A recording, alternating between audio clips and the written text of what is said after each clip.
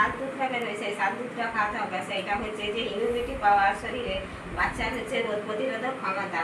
বাচ্চাকে 6 মাস পর্যন্ত মায়ের বুকের দুধ, এক ফোঁটা মধু জল পর্যন্ত কিচ্ছু না। আর সেই সার দুধটা আমরা হলুদ কলস্ট্রামের ওই দুধটা খাওয়ালে বাচ্চাটা রোগ প্রতিরোধকের ক্ষমতা করে।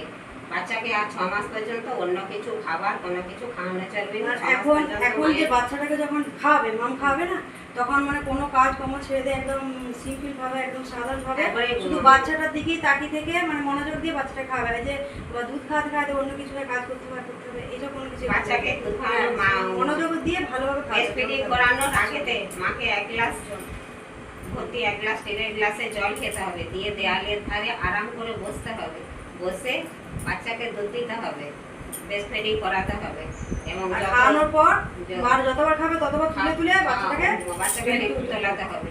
আর ওইটা করানোর ফলে তাহলে দুধের সোর্সটা ভালো হবে, মানে আগে যে জলটা খেলে তার সঙ্গে যে তারপরে যে বাচ্চাটাকে ব্রেস্ট ফিডিং করাবে, আরাম করে দেয়ালের ধারেতে ঠেস দিয়ে বসে তারপরে খাওয়াবে, মানে জলটা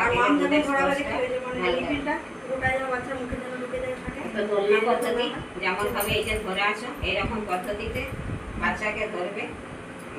ব্রেস্টের কালো অংশটা যেমন বাচ্চাটার মুখের ভিতরে থাকে, আর নিচের ঠোঁটটা যেমন বাইরের দিকে খোলা থাকে, করে এরকম করে বাচ্চাটাকে খাওয়াবে। একটা ব্রেস্ট ফিডিং করানোর সময় একটা মা হয়তো করছে, সেটা হয়তো খাওয়ানো বন্ধ করে রেখে দিয়ে আবার যখন খাওয়াবে তখন সেটা প্রথমে খাওয়াবে, তারপরে আবার অন্য ধারেটা এইরকম করে একটা